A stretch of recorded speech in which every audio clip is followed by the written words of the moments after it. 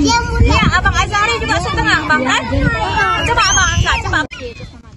Di pesisir Gampong Pusong, Lok Semawe, anak-anak nelayan belajar di atas pasir. Setiap sore pukul 5, sekitar 40 anak mengikuti kegiatan belajar di sekolah pesisir, sebuah inisiatif dari Yayasan Forum Pembaca Cendekia, atau disingkat Wacana sejak 2022. Sekolah ini hadir karena banyak anak pesisir putus sekolah akibat keterbatasan ekonomi. Dengan tenaga pengajar sukarela dari mahasiswa hingga pekerja, mereka belajar membaca, menulis, dan membangun karakter. Kegiatan berlangsung terbuka di alam, di antara jemuran ikan asin dan debur ombak. Namun, tantangan seperti cuaca buruk dan minimnya fasilitas jadi hambatan. Yayasan berharap ada bantuan untuk membangun gazebo dan menyediakan bahan ajar. Mereka juga telah bekerja sama dengan pemerintah agar anak-anak bisa kembali ke sekolah formal. Meski kelas berakhir pukul 6, semangat belajar anak-anak belum padam. Sekolah ini bukan sekadar tempat belajar, tapi juga mimpi dan harapan akan masa depan yang lebih baik. Pesisir ini awalnya digagas pada tahun 2022 akhir karena melihat ada isu-isu seperti anak-anak yang masih putus sekolah di Desa Pusong. Kemudian ada anak-anak yang sudah sekolah tapi punya kekurangan, masih kurang mampu untuk membaca dan menulis di usia sekolah. Yang harusnya memang mereka di usia tersebut sudah bisa membaca dan menulis.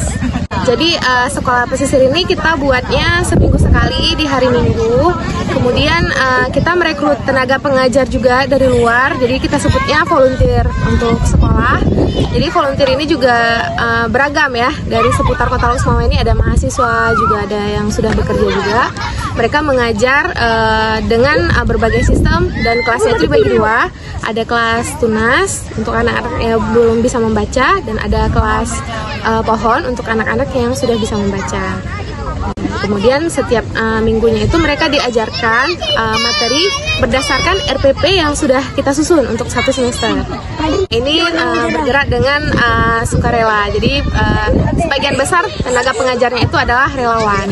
Kalau untuk pelajarnya itu memang semuanya warga Pusong, anak-anak yang tinggal di Pusong Baru dan sekitarnya. Sebelumnya ada kita data yang putus sekolah, kemudian kita bekerja sama dengan pemerintah kota menyekolahkan mereka kembali. Kami memberikan data dan pemerintahnya langsung gerak untuk menyekolahkan anak-anak. Cuma dari perjalanannya tentu saja ada kendala karena yang putus sekolah ini memang terkendala dengan keuangan.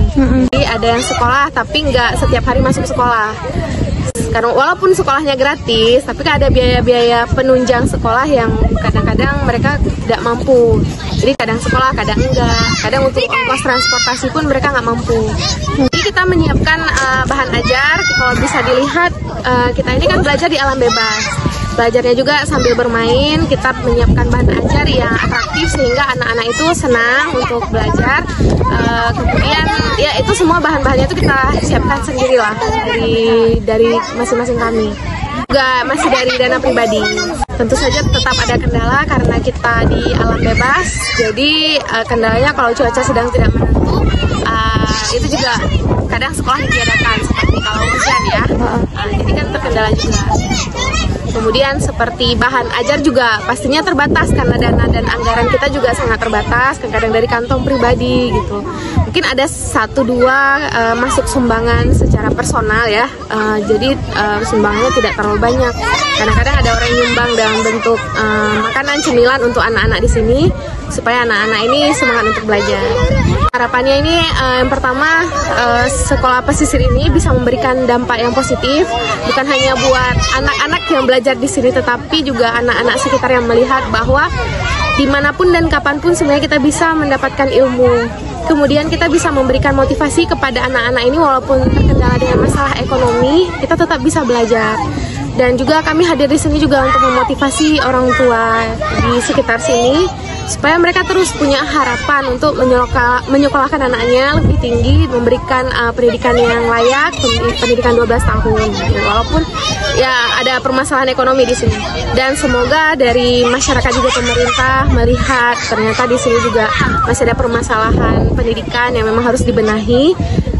Semoga terjamah oleh semuanya dan ada bantuan untuk warga di sini untuk bisa meningkatkan pendidikan.